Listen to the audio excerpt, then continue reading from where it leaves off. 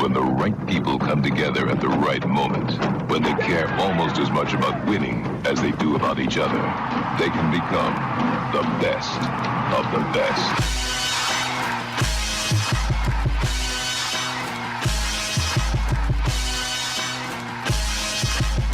Welcome to the best soccer show. The best soccer show in the whole world. Here we go! It's the best soccer show. Jason Davis, Jared DuBois, live on a Sunday night, a couple of hours removed from the USA drawing against Uruguay 0-0 in Kansas City, Kansas. Jared, 0-0 leaves us with that bad taste, right? Like, oh, we didn't get anything to really hold on to. We certainly are going to talk about this. Our phone lines are open, 717-727-2378. Tell me what your first reaction to that game is. I'm satisfied with it, to be honest with you. Because maybe I'm thinking about it differently than some other folks. I'm thinking of it like if this was a World Cup game at a World Cup level opponent, would you be satisfied with a 0-0 draw? I would be okay with that. Assuming it's the first game of the World Cup, not the last one, you know. And it depends on the makeup of the group and all those things. But yeah, I could see that. I can see that. And also, I just really am choosing to kind of evaluate the first 45 minutes for me. The second 45 is... You throw out that second 45? Well, I mean, there's so many weird things going on with it, and there's so many substitutions, stuff like that. So first 45 versus first 45, and there's a luxury there in the U.S. in that there's a few first-choice players that were not in that 45 for Uruguay. Sure. But I'm really trying to look more at what the U.S. is doing versus what Uruguay is doing. And Well, for me, I so- think they did pretty well overall in that first half.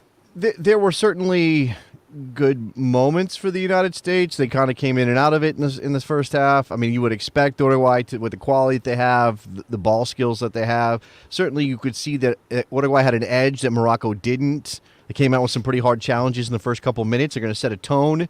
You know, obviously, I don't think the referee did a wonderful job or anything. I'm not going to really, harp on his performance in any particular way.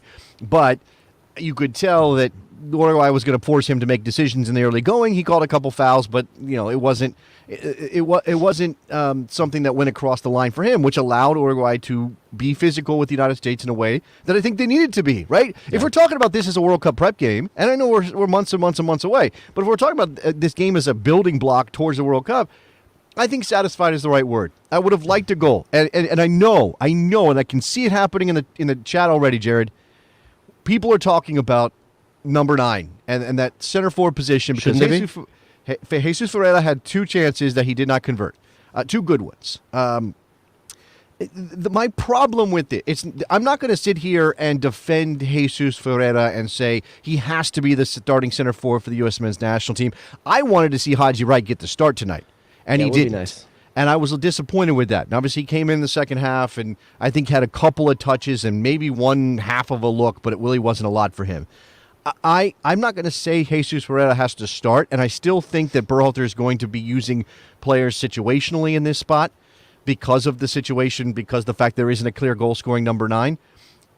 I don't know if you are better. How do I say this?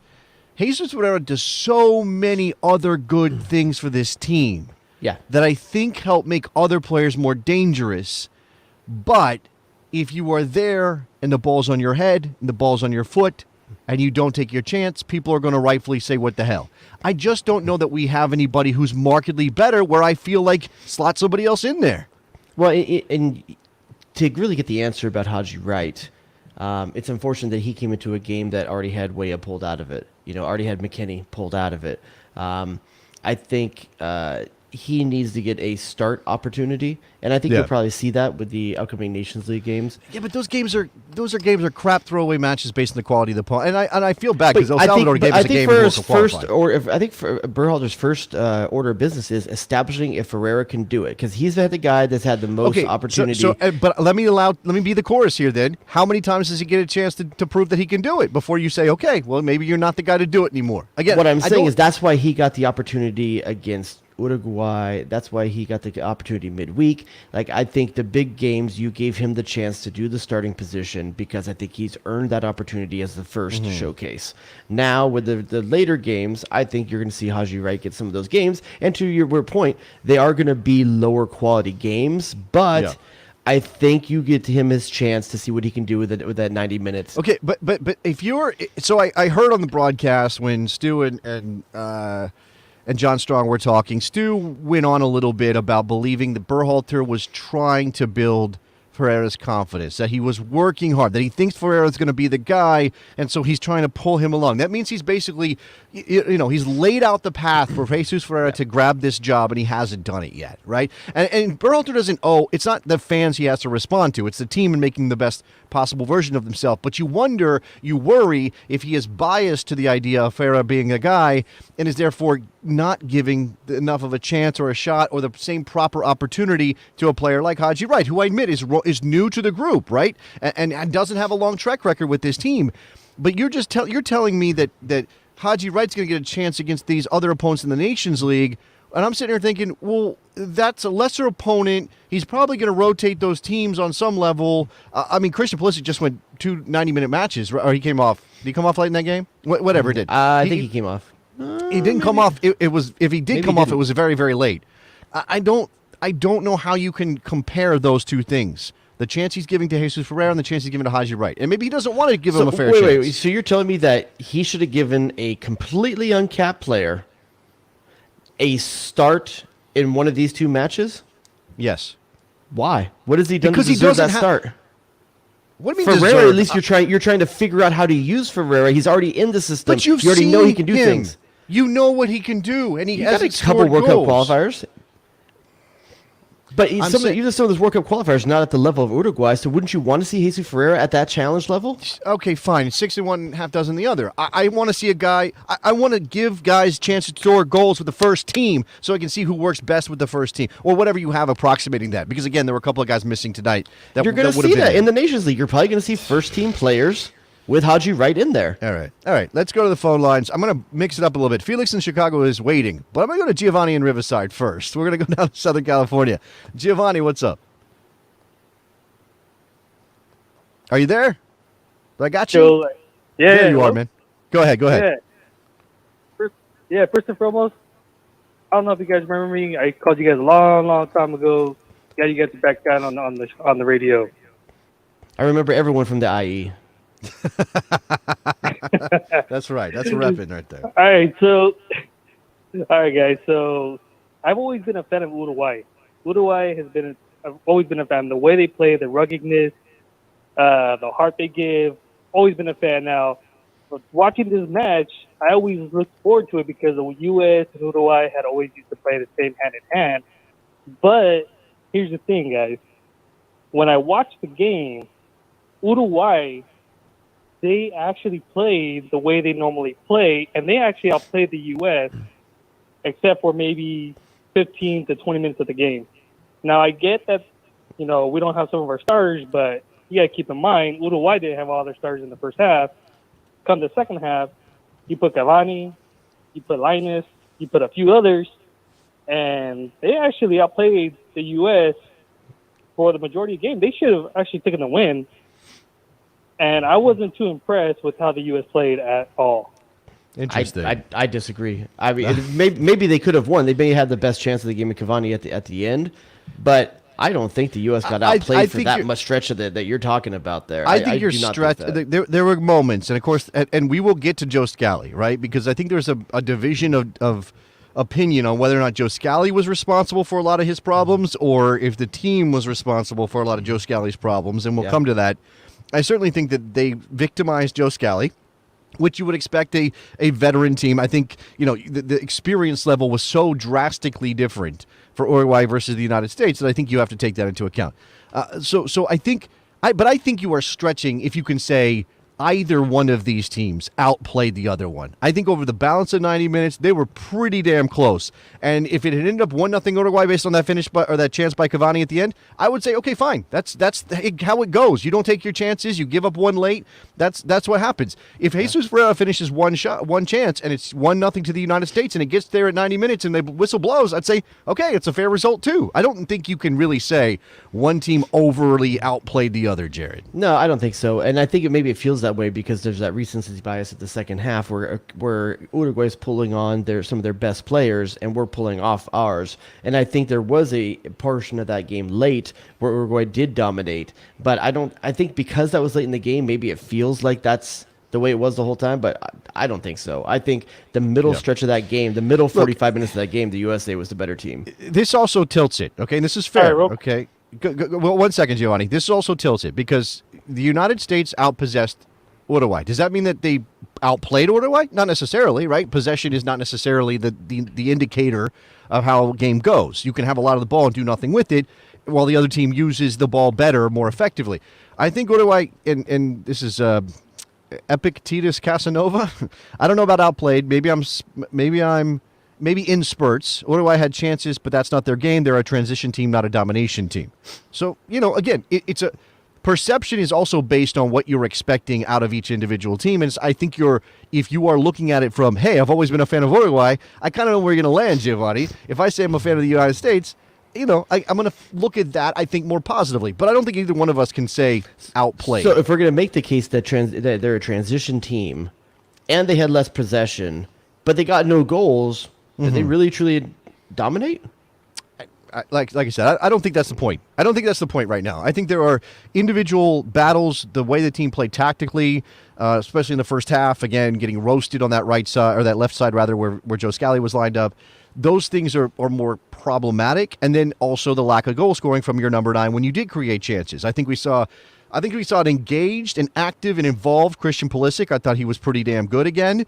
We saw Tim Weah, who is the silkiest player on the planet, seems like sometimes, who had looked very good at times. I think Tyler played relatively well. Yunus Musa is a star. Lots of people talking about Yunus Musa today. Yeah. You could give me a video of Yunus Musa taking the ball on the turn deep in midfield and running 45 yards with it before laying it off, and I would just watch that over and over and over again all day. Yeah. I just love watching sometimes him do he just needs to get it off at the end quicker, off at his feet late. I feel like he gets caught on that dribble, taking it maybe 5 paces too far. Yeah. Giovanni, I'll give you one more shot here before I get to somebody else. What's up? Okay. So Tim Weah, I think we should move him up to 4 because it's apparent that none of our forwards are cutting it. I just feel like Tim Weah gives you something different. He's a better player all around. He could be a striker, but if Berhalter's looking for someone that number 9, I think Weah could fill in that role. Okay. All right. Appreciate the call, Giovanni. We're gonna go to a special caller right here, Jared. Somebody who I believe was in attendance at the game. JTT. OMFBG13. It's JTT. It's our man JTT. I'm assuming calling from the press box, unless he's out getting barbecue already. What's up, Jonathan? Getting barbecue yet, but it's mighty tempting. No, I'm sitting outside in front of the press. Don't bother my colleagues who are still writing. But I am still in the stadium. And honestly, I thought they played pretty well for the stuff. I think I've said before, Jordan Peacock is top of my depth chart, and I understand why he wasn't called up, and I understand the theory that he doesn't press and do some other as Greg Berhalter wants him to. But as soon as you said all that he does, that's about when I picked up the phone, because I think we've heard that before in 2 situations. So Jordan Peacock for you, JTT. For a lot of people, change of pace striker late in the game. You're saying starter. For Jordan Peacock, yes, I'm saying so. Okay. And you know, I would have liked to see Haji Wright for longer today. I talked to him a little bit after the game, and I talked to Greg a little bit after the game about that, and asking Berhalter whether there's been enough of a sample size on Haji Wright yet, and I think you have to say the answer is no. And then the question becomes how much, not just out of these next 2 games, but out of the 2 in September. I don't know, because they're not going to play a team again until they play England. But Right. John, with PFOC not getting called in, does that have Berhalter tipping his hand that it's just not going to happen? Ricardo or Pepe's not in this team either. I would think with Ricardo It- Pepe, it- based off his I- club look, form, you can say something a little bit different about him. Okay. Go ahead, John. Yeah, no, I think there's a combination of injuries, rest. The guys in Europe haven't had a genuine amount of time off, 3 years and all that stuff. So I get that. I get that he's a little bit compromised with some of that for this roster. But I still think on a lot of ways, as I say, Jordan Peacock is still at the top of my depth chart. And I would have liked to see him in a game like this too. No, I think I would have liked to see the sub get made at halftime instead of 60. Okay. And give Haji Wright a little more time, more rhythm. And I'm tempted to write about that later this week. We'll Well, see. we're looking- But I we'll thought look out overall, for I it. thought the U.S. played. So with John, with you being in the stadium today, is Christian Pulisic got anything to be mad about today with the crowd, or was it pretty good out there today? I did not talk to him after the game because I was on deadline and I was rushing to catch some other people. But Greg Berhalter did say that he enjoyed the atmosphere in both of the games so far. Of course he did. Ever the diplomat, Mr. Berhalter. I mean, even with substitution gate late in the game, Diego Alonso trying to pull one over. That I mean, was funny. You know, it's interesting. That was pretty funny. A few of us were in the press box, trying to figure out what was going on when there's this gathering of people in suits down on the sideline. But I guess something for both you guys. What do you think about Berhalter's new proclivity to, with these games maybe not mattering, we were hearing 11s the day before. We're talking about all the substitutions are like predetermined. Is this him being super diplomatic so he can avoid that, oh, I pulled you because you weren't good at halftime, and just making sure all these guys' confidence is high and it was all a predestined plan? Or is that him maybe making it too easy on himself, not making actual coaching decisions in the games? look, I'm thrilled that he tells us, gives us something to talk about. But even if he didn't tell us, I'd imagine that he tells the guys, right? He tells his players, sure. You're going to play. Hope so. I mean, somebody like Weston. I mean, Weston is a specific example because of his injury recovery. But some of the stuff, he's got to know. Think that he would tell the players in advance. You're going to play 45 minutes. You're going to play 45 minutes. Yeah. Okay. All right, Can I mention before we forget take a moment to salute that statement they made on gun violence? Yeah, absolutely. Go ahead. Absolutely. Something the U.S. men's national team players as a group got together and made a statement. You saw the orange armbands? That was part of that, right, John? Yeah. It was, and I was thinking about this. We often see players, women's teams players are very political. We often see individual players make statements, but it's not often that you see the federation, the national team, from their official accounts and official channels make statements like that. I thought that was pretty cool. Worth pointing out for sure. Yeah, absolutely. Appreciate the call. Mr. Tannenwald, live from Children's Mercy Park. Thank you very barbecue, much. baby. My pleasure. I'm off to Austin to melt in 105-degree heat. All right, perfect. Sounds good to me. I would like to be in Austin. I melt in warm weather, but I would like to be in Austin. You guys complaining about covering sock? No, I'm just kidding. A couple of things we can pull out from that. I mean, look, again, striker is going to be the major issue here. Would you have played? So you're saying that Ferreira should start because you want to get him good run with the first team guys, the best you have, from the beginning of the game. That being said, I don't think he did enough to necessarily cement a place. It's wide open still. He had just like Pepe has had his shots when he was showing in decent form. Ferreira showing in good form at the club level. You give him his shot because he's already kind of been in there from a chemistry standpoint. You give him his looks, 2 difficult opponents, and he didn't run with it. Okay. It's open now. It's wide open. So Mr. Tannenwald has dropped a Jordan Peacock bomb in the room and walked out. Let's go through these names here, and and so because Jackie has got a list of names and says they're all about the same. Just hold a fan vote and pick one. Obviously, that would be hilarious. But I want you to rank them, Jared. Give me your rankings here. Of these names right here? Let's go. Sargent, Hoppy, DK, Pepe, Ferreira, Wright, Pefok. You tell me in what order you have them right now on the depth chart for the U.S. men's national team. Okay. Number 1, I would put Ferreira. Okay. Number now, that's 2, again, that's not a glowing endorsement. That's just he's ahead of everybody else. Yeah, right. I think that the team does okay when he's in there. I think they've looked, if you like the first half of these last 2 games, which I think have been the best 2 halves the U.S. has played over the last 180 minutes, part of that is due to him. I think after that, I would go with Pepe. Okay. All right. Even with his drought, he's still the guy behind Jesus Ferreira. Okay. I think the break may do him good. Now, I've reserved the right to change this if he still stinks like a pile of that's good, cow yeah. dung, But Right. then after that, I'm going Pefok. Okay. Then I'm going Wright. Okay. Then I'm going Sargent. Then I'm going Hoppy. Yeah. Okay. And Sargent mainly is because it's a positional thing. He's not even playing that position these days. Well, neither is Hoppy either. So Yeah, Hoppy's not playing. You can toss Hoppy and Sargent. I don't and think DK, they belong in this I'll group. put DK at the bottom below Hoppy because DK's injured. He's not even Injured. playing. Okay. If let's presume healthy, would you move DK up if presumed healthy? Above Hoppy, yes, for sure. Above Probably Hoppy. still under Sargent. Still under Sargent. Under Sargent. He's not playing. There's nothing okay. to base anything on. No, I then understand. I would also say that I think what this really means is that we need to get comfortable with the striker position being a boutique position, Rotating cast of characters, yes. matchup-based position for the World Cup. And again, Which it's teams not, do. It's not ideal. I want to make sure that we are. And look, again, we can rant and rave about how no one's scoring goals, but if there is nobody scoring goals, it's not like you can just say, well, pick somebody else and it gets better. There's nobody to pick where it's going to be markedly better. John Tannenwald has come on and campaigned for Jordan Pefok.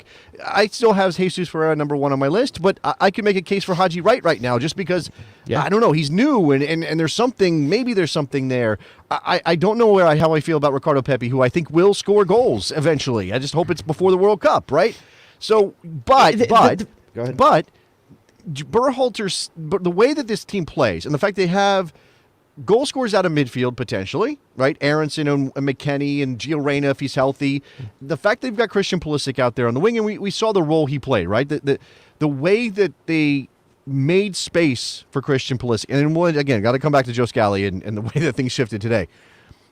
I think it's not ideal. You want a goal scoring number 9, but if you have a number 9 who presses well, who pulls defenders out of position or draws center back attention because he's making deeper runs.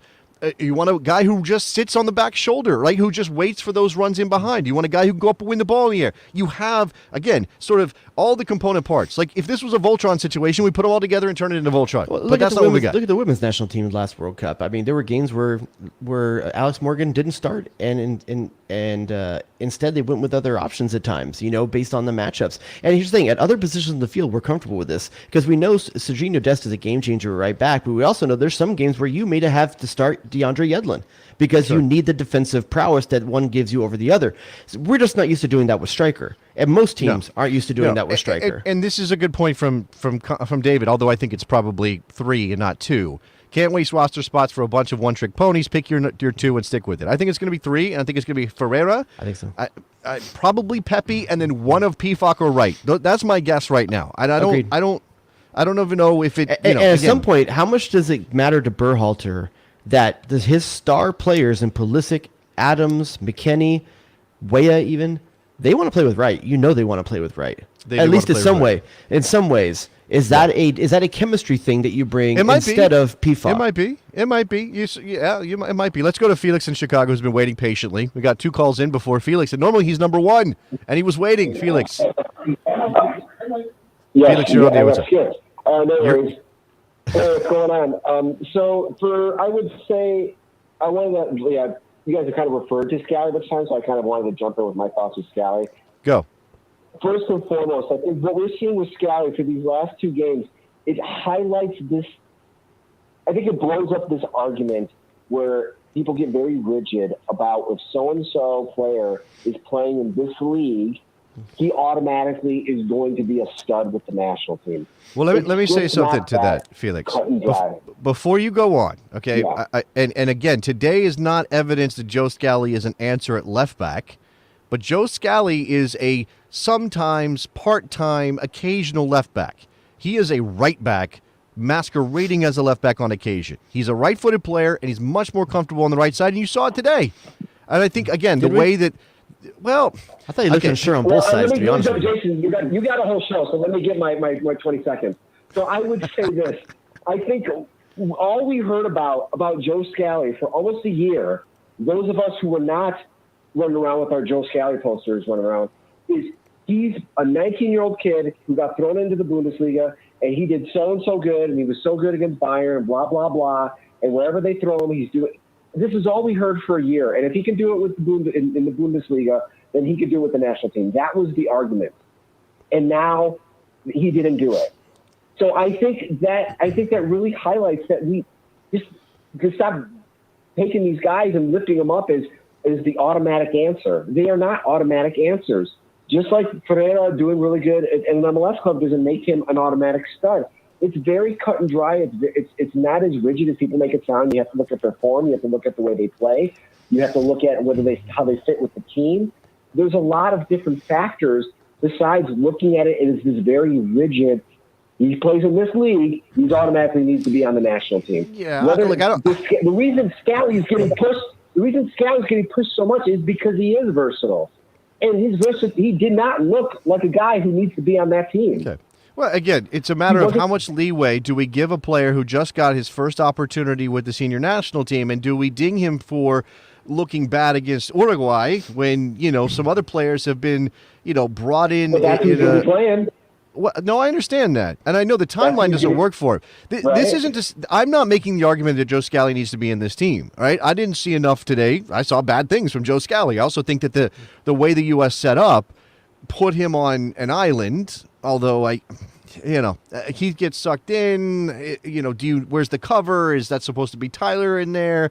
Christian Pulisic's having to track back. You obviously don't want that. I mean, I don't think that Joe Scally made a case for being on the World Cup team.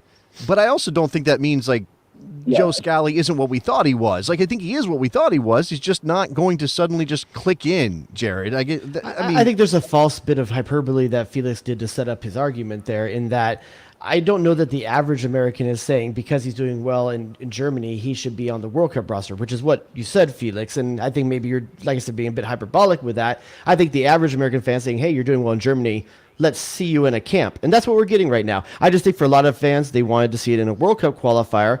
But let's also give credit to Greg Berhalter.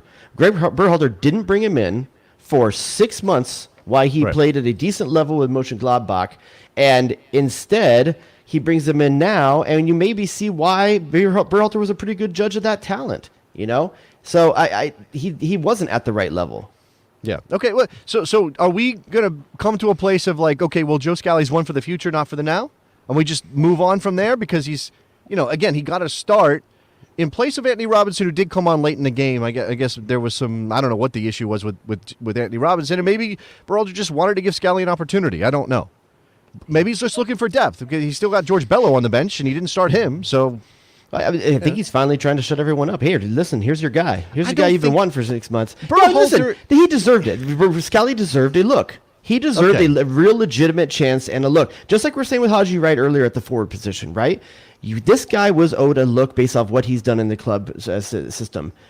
Problem is, everyone that deserves a look that didn't get one during World Cup qualifying so far isn't running away with the position. Okay. Here's a couple of thoughts from the chat that I want to get to since it's here. So, Soccer Boy Media says, Scally should be the backup for Dest, not Yedlin. Do you think Scally in any way showed he can pass DeAndre Yedlin to be the number 2 right back? Here's my issue with Scally. And it's not very similar. It's somewhat similar to Yedlin in the past. In Scally, you have a fantastic athlete. You can tell that.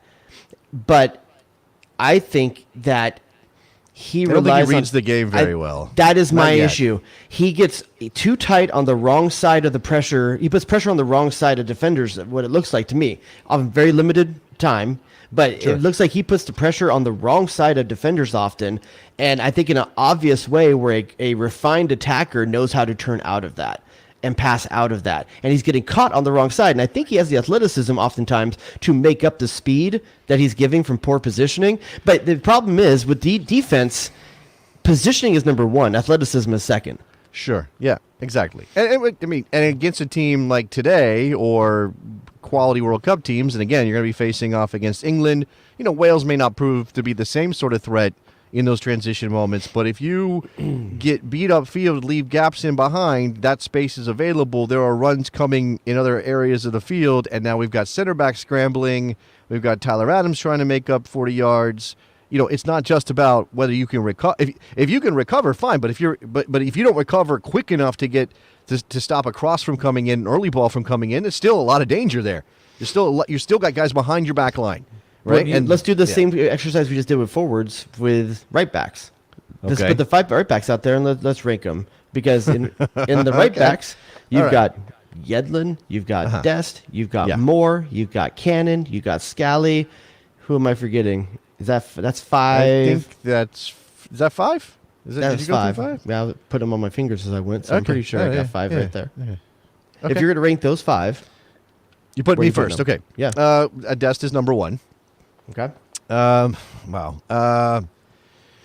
Based on the current moment, again, this is not a glowing endorsement of the guy, and he had a couple of nice touches and transition opportunities, or opportunities to use his speed and width today. But Yedlin's probably still number 2. Okay.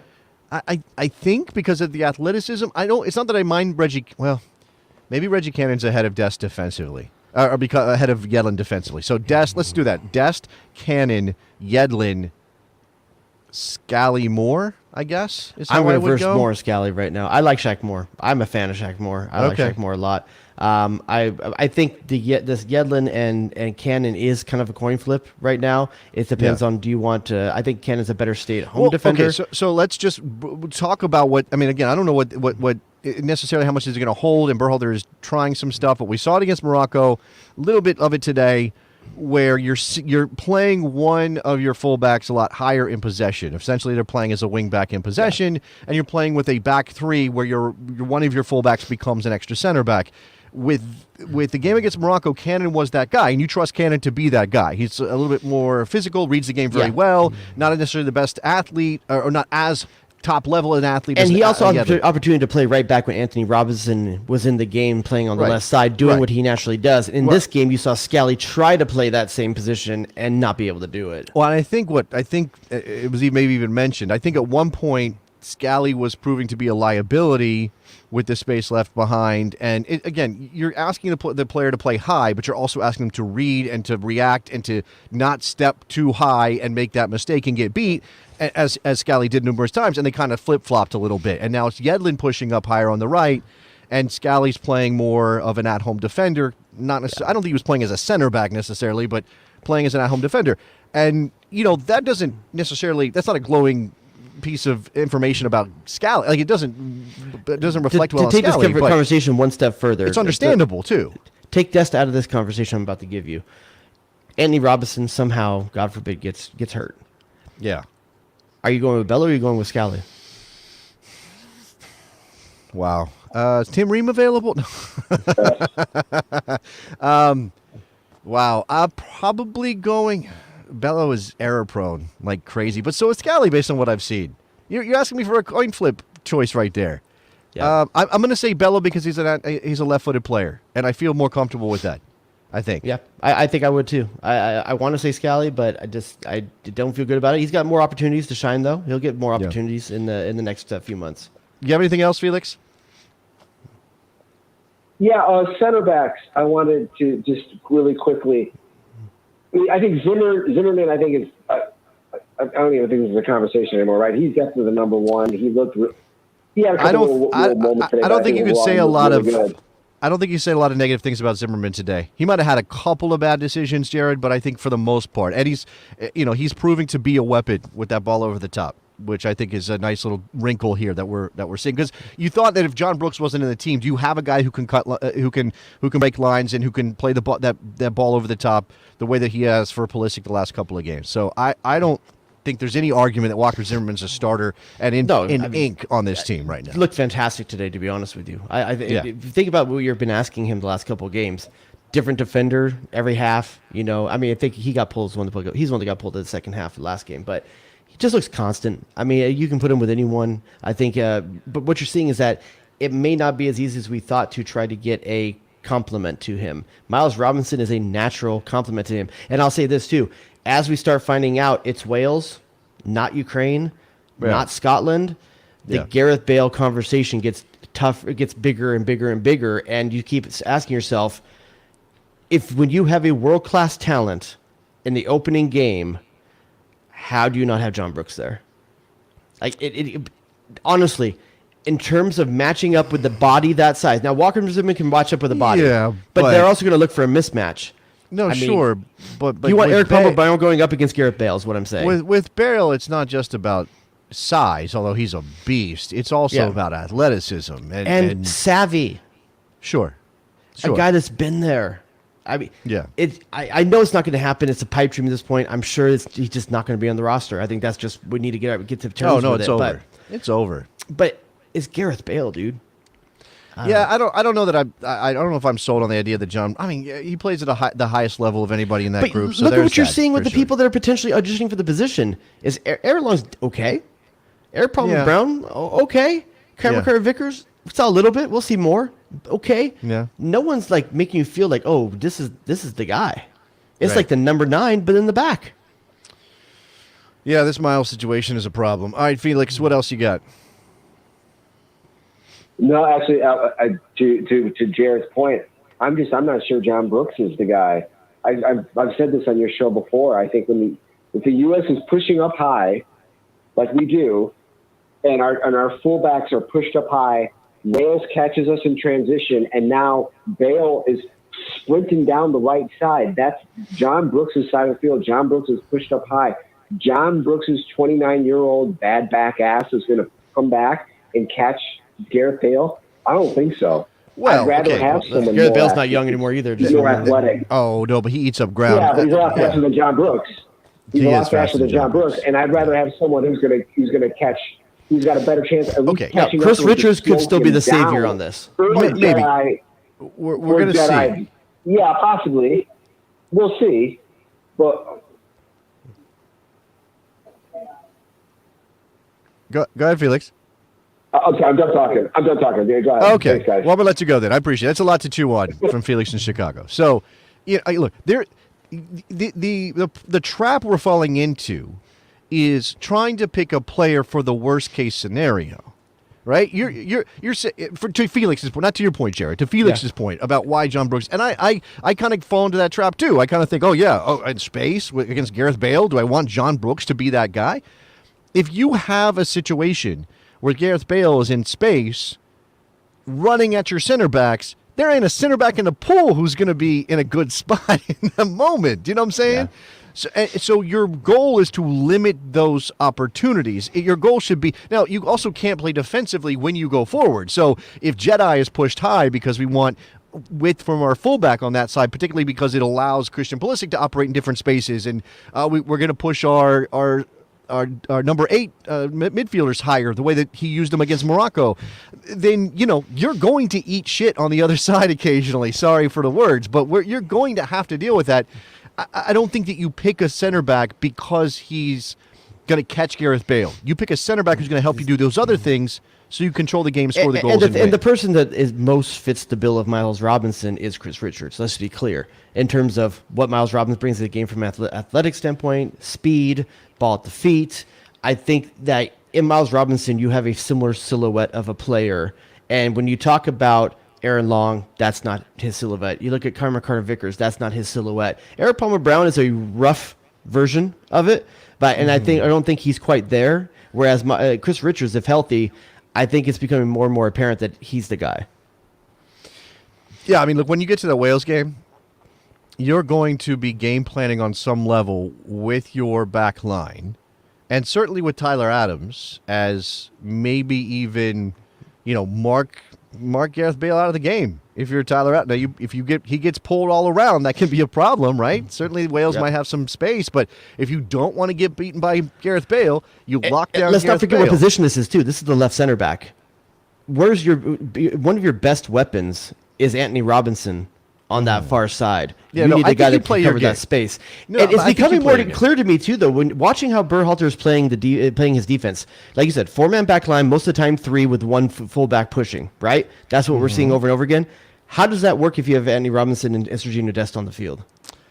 Then you're dropping. Then you're relying on Tyler Adams. You're dropping Tyler in, and then you have a big space. It doesn't make you nervous that the U.S. isn't playing that right now because we're playing a different defensive setup than we would with our potential best two fullbacks. But what you're saying, okay, again, we talk about a first 11 like it gets etched in stone, like it's something you're bringing down from the mountain that's been blessed by, the Holy of Holies. We act like this is something that cannot be changed. It's Serginho Dest is our right back and Anthony Robinson's our.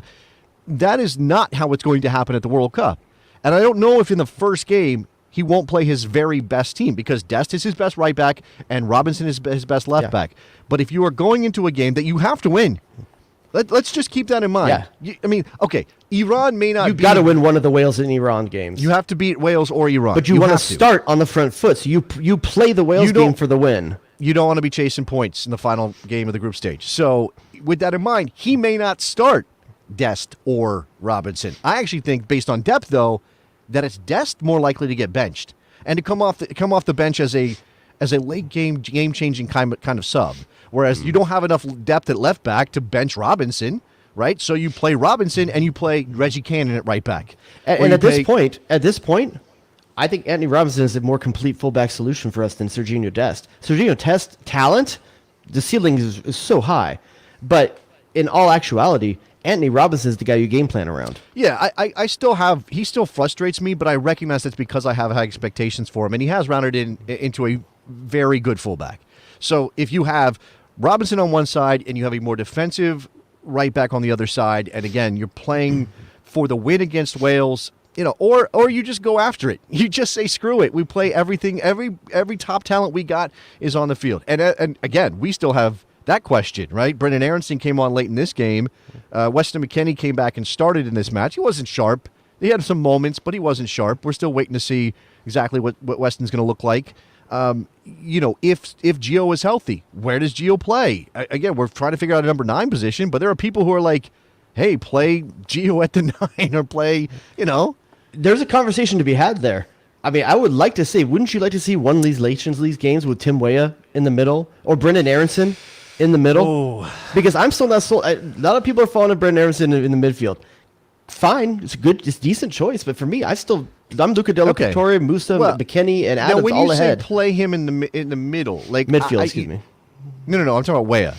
When you say play him centrally, you want him to stay central. You want him to be. I'm more of a fan. I'm more of a fan of Brendan Aronson playing a Ferreira style forward, because think of the pressing that Ferreira does, and if it was Brendan Aronson doing it. Sure. Think of the press you get out of that position. I mean, I would like to see a game of it. And just to see what it looks like. I think it would be fun. Okay. Yeah. Let's. Is it any better than putting some of these other dudes out there that are? But now you were just complicated. There's so many. Is the team better with finding Aronson a way onto the field and also finding a way to have Musa and McKennie on the field? Yeah, Musa has to start for me.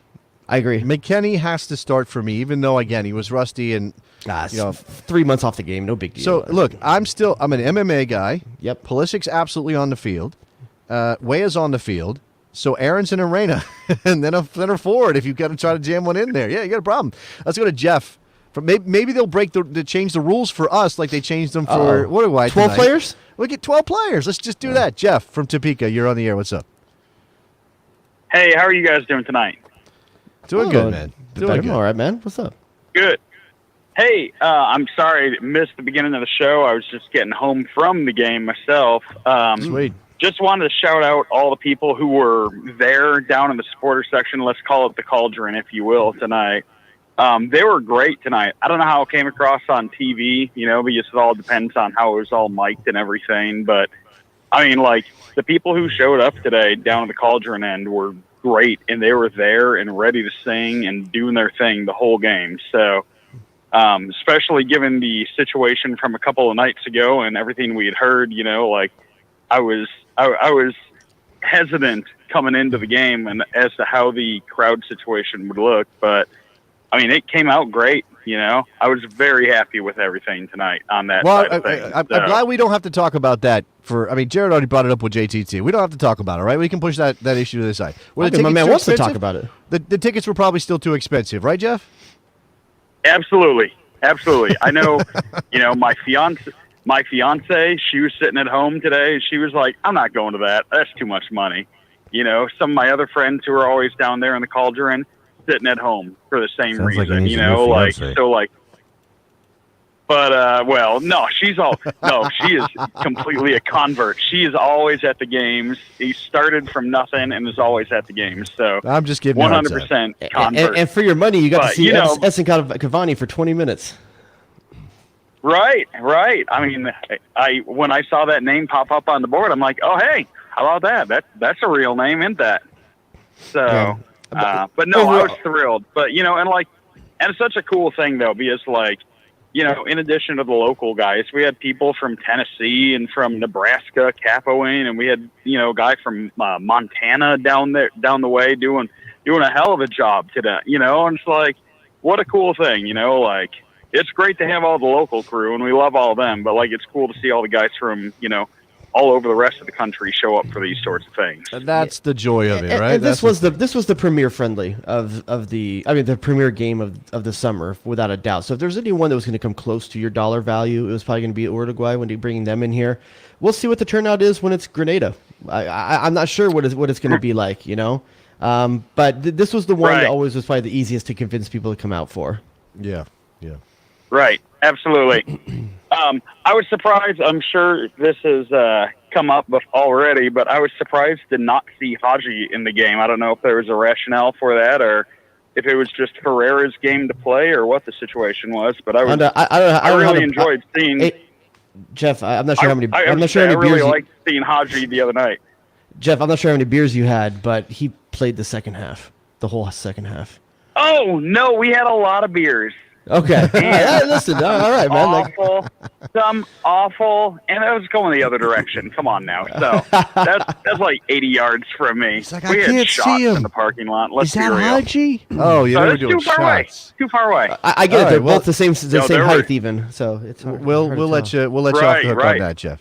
Thank you very much for the phone call. Awesome. Well, Oh, sorry, I cut him off. Jeff was going. He was. I sounds like the bartender should cut him off. If you didn't notice that. I was in the game. So I watched a little bit of the Wales game this morning against Ukraine. Go ahead. But to be fair, there wasn't much to notice with Haji Wright in that second half. The dude touched the ball 5 times? 4 times, I think. I mean, 4 or it 5 was times, it was kind of honest in of a review of him. Hey, to be honest, he didn't do anything wrong. The team just didn't build anything for him. No, they didn't. No. But I mean, again, is any of that related to how he plays versus how Ferreira plays? I don't know. Are you buying into this forced narrative right now that Sean Johnson somehow has a chance to be the starter? No. I don't. I think he had a good game. I think he's a good goalkeeper. Fine. But come on, you tell me that you're not going to start Matt Turner on the bench at Arsenal just because he's on the bench at Arsenal? I think Matt Turner's still the number 1 for me. I don't even. I'm not even. But I don't know if that's true for Berhalter. Maybe it is. I think he has to say it. I think he has to say it. No, he's keeping it open because whatever. And Johnson was a replacement for Stefan. He wasn't in the mix to begin with, right? Yeah. I think that, but I do think that anybody who jumps to this whole Sean Johnson, if we end up with Sean Johnson in goal, then we're screwed. No, that's not true. We're fine. Honestly, I would rather have Johnson than Stefan. You know, I'll tell you that. I did have a moment though. I think it was off a free kick, maybe. I don't remember second half. It was basically just a simple save where Johnson scooped it off the bounce. Yeah. Oh, bounced right in front of him. Yeah. Yeah, I definitely had some Olympic qualification flashbacks. Oh, way back in the day. But that one wasn't directly at him. It was just a little bit to the side. Still savable, if I remember correctly. I don't think that one was also into the bread basket. Was it also raining? I don't remember. I think it was also raining. I don't know, man. I got bad flashbacks to that because it wasn't that all Akron boys on that? Wasn't that like the Akron logo? Caleb Porter was the head coach of that team. Yeah. Yeah. You want a hot take? So phone lines are still open. 717-727-2378. A hot take that I don't think is as hot as he claims it to be, or as people are taking it as. But one Hercules Gomez, all right? Okay. One Hercules Gomez. Now there's ESPN. A 9.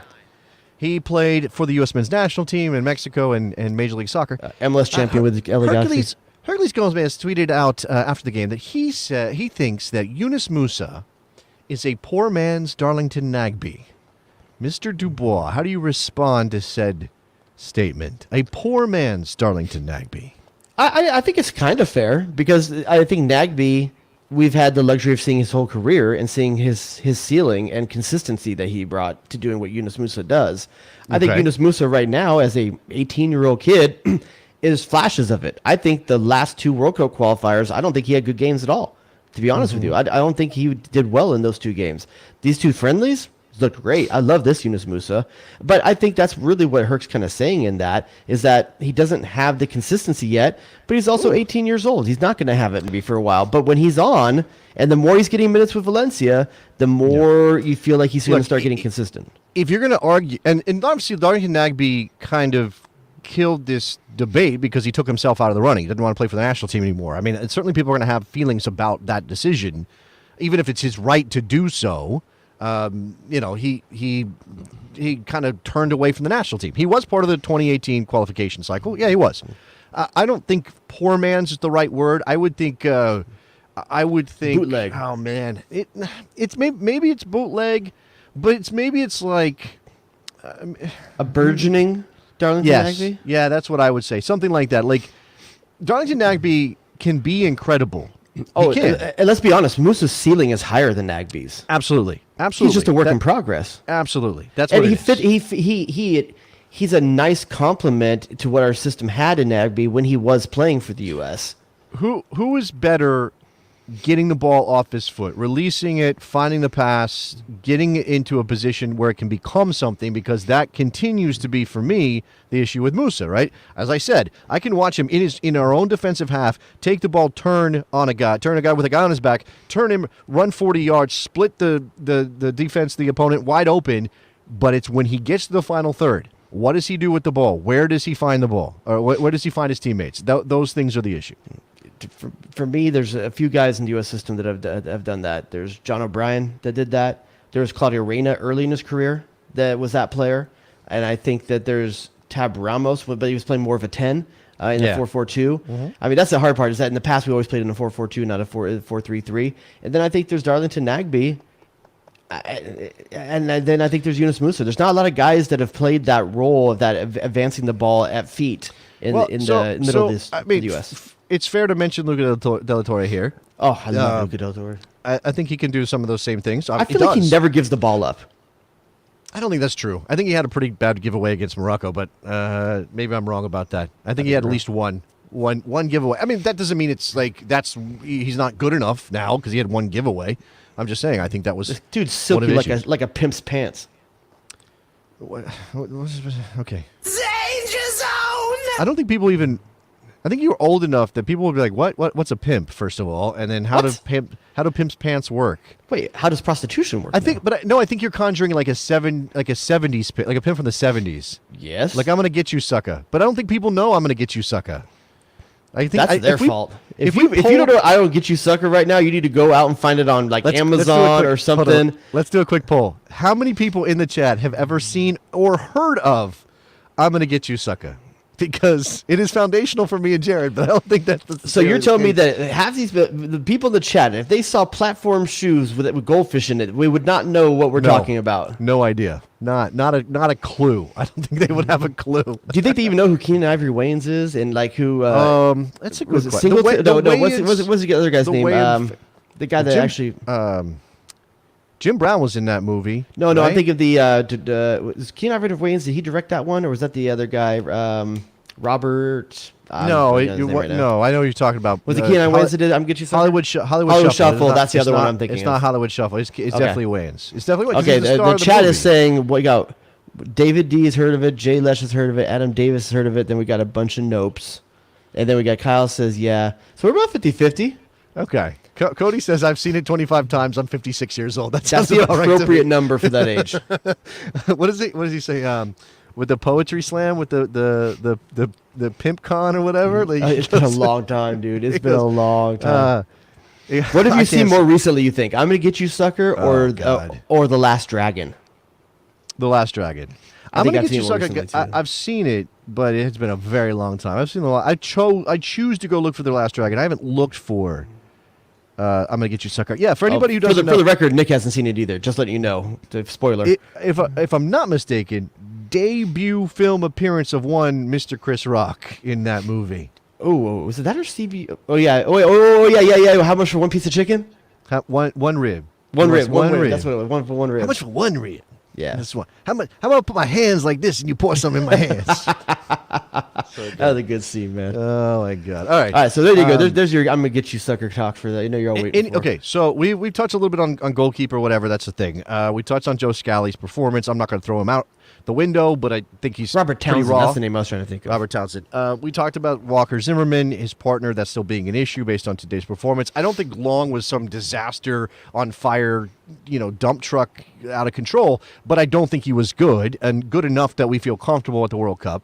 Obviously, we've already talked about right back and the issues there. I think DeAndre Yedlin is a break glass in case of emergency. We got injuries up and down the roster kind of guy. Like he's not. Maybe he's a backup in a certain circumstance, but if we want defensive stability, we go Reggie Cannon.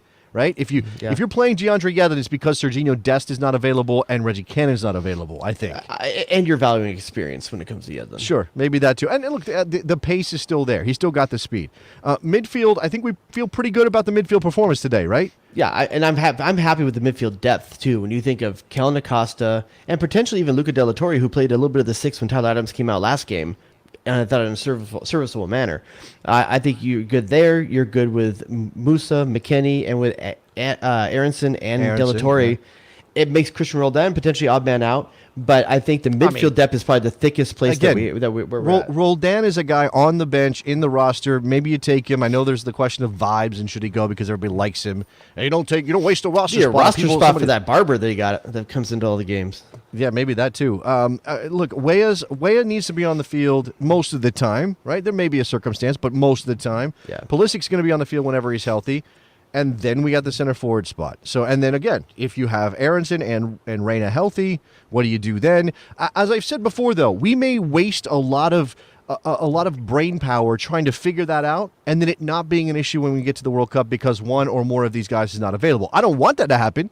And I'm not trying to bring down the wrath of the soccer gods upon us by mentioning. Like, is it jinx if I say we're probably not going to have every single one of our first choice players available, Jared? Is that a jinx? Should I be careful here? That's just track record of how World Cups go usually. You're just hoping that it's someone like. I shouldn't say a name. That's bad juju to say a name. Oh yeah, that's where it goes over the line. You're hoping it's one of the number 22 to 26 level players, not one of the 1 to 11 players. Right. Well, we've already lost one to 11 players, more than likely. Miles Robinson. Right? So that's an issue there. Let's sum up the two games then. Right. The game against Morocco, the 3-0 win, feeling much better about the scoreline, and then today's game as a set. Were they successful as long-term warm-up games 5 months away? Both teams that are in the World Cup, right? Yes. If these were one in Africa, one in South America, that's a likely draw that you might get is to get an African and a South America team at those levels. To be honest with you, you got one that's number 13 in the world, I think, and one that's 24. Mm-hmm. That's a potential draw. U.S. would be sitting on 4 points and then going into what would be their seeded team, whoever that would be. Like this, if you were looking at this as a World Cup window, now granted, again, Uruguay didn't play some of the heavy hitters, which is also one of the reasons why I'm not choosing to talk about the Mexico result as a comparison point. I think they had a tougher team to play against, but you'd be sitting at 4 points. So it's a successful 2-game window so far. But Mexico, again, I don't like living in the world of Schadenfreude over Mexico because we're no longer measuring ourselves against Mexico. We already qualified. I don't care about Mexico until we play in a continental championship or something. Measure yourself against Canada. I don't think that's okay. Fine, if you want to do that, but I think we have a tendency obviously to look at. That means a lot bigger numbers, doesn't it? But yeah, it sounds impressive when you say it. Okay, that's what I'm saying. All right, do it from the bottom. Mexico played to a goalless draw against Ecuador today. So they had 2 games and scored 0 goals. And again, the U.S. went to a goalless draw against Uruguay today, but they scored 3 times against the coach in Qatar. I would say it's 50-50 right now. I think so that too. my gut is 50-50. This is late, dude. This is late. There's the issues of the games you have left. They play Suriname, who they should whack, and they play Jamaica. If they have any trouble at all against Jamaica, and this is a Jamaica team, Mikel Antonio's not coming in for the Nations I don't League, understand right? why Tecatico Corona is a starter on that team. The dude at the national team level, I just don't think brings anything. I mean, I don't know, man. I'm not seeing it when I look at it. Apparently he was good and came off with an injury today for Tecatito Corona. And I think so, too. He's a lot of flash and not a lot of substance when you get him on the field. They have Suriname and Jamaica, and they have an August 31st friendly against Paraguay scheduled. Now, we don't know who the United States is going to play in September in that window because they're going to go to Europe apparently, but not play European teams because European teams are going to be in the Nations League at that Brazil point. plays all their games in Europe now, right? Isn't that what happens now? Yeah. Isn't that what's happening to most of these teams? Something like that. I mean, I've heard. Anybody have any scuttle on the opponents for September? Let me know. I haven't heard anything specific. All I know is Asian teams. Nicky Soup and Salad is waving at me, and when he does that, I think I have to put him on the air. The so Sausage King of Chicago. let's do that. I saw a tweet report that looks like we might get Japan.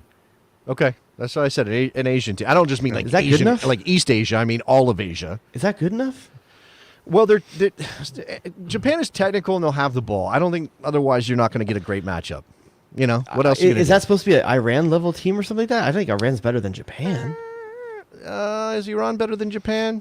I don't know. Don't you want a premier team? Look. Like you after just playing Morocco and Uruguay, I was making the point earlier that those are your 2 and 3 teams, your second 2 teams. Shouldn't you test yourselves against a seeded team if you can get a game? Who? Someone close to that? Who? The other Brazil team, by the and way, Argentina. the other team reported it Argentina. could be Saudi Arabia. Okay. Advanced talks for both of those teams. Okay. I mean, it's not perfect. It's not. Whatever it is. If the Saudis will be a test. They're not going to be pushovers. I think Japan, again, organizationally, technically, they're very sound. You definitely need to be disciplined defending wise. Yeah. In order to beat Japan. So, and you know, I'd rather get Korea. Today was another expression of some of the. I don't think these are like endemic. Like, oh my God, we don't know how to defend tactically.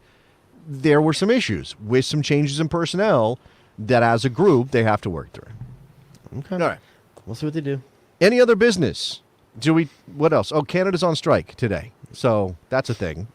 Like They're not going to Bastille play Day Panama. or what days do they have there? Maple Bastille Day? Is that a thing? Maybe it's the Queen's Jubilee. Maybe they just decided to take it off. They are a Commonwealth nation, right?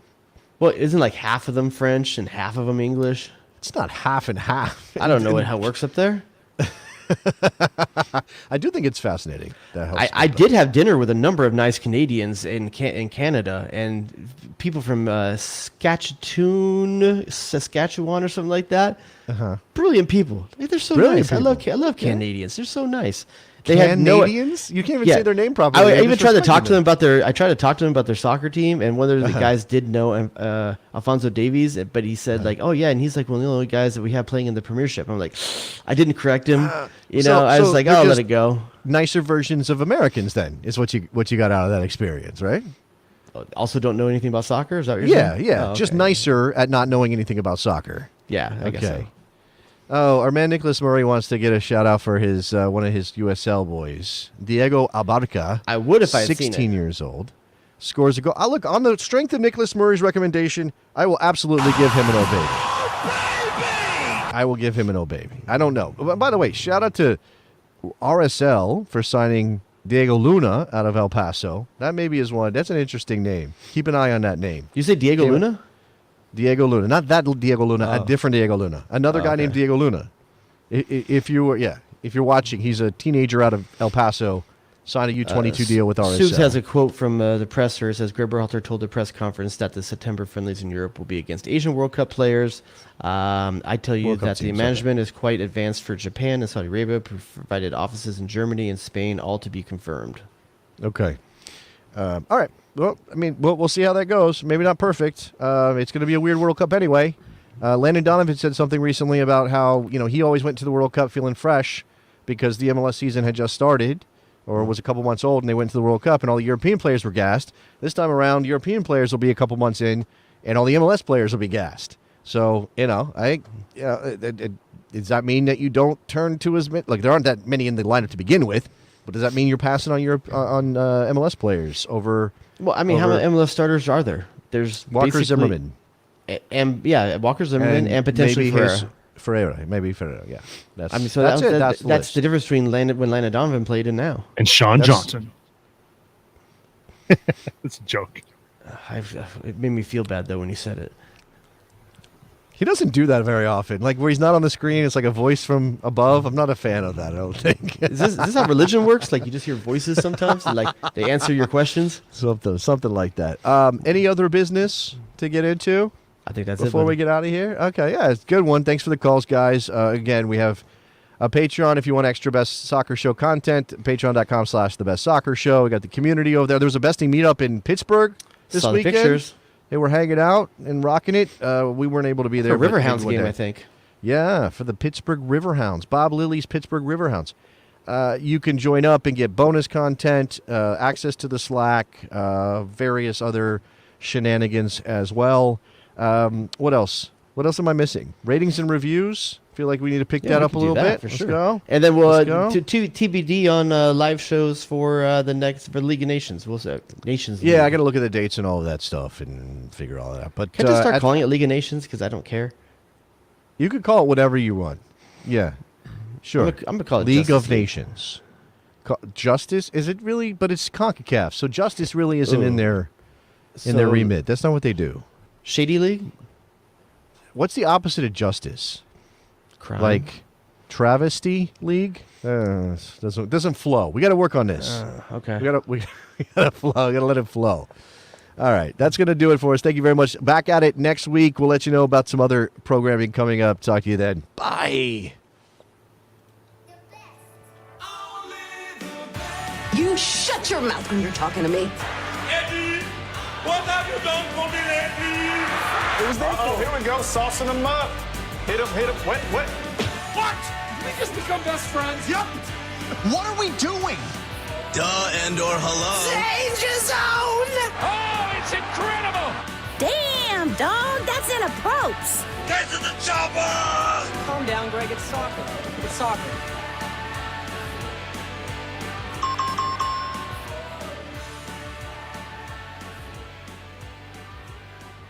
Am I the baddest mofo low down around this time? Jay Rodius.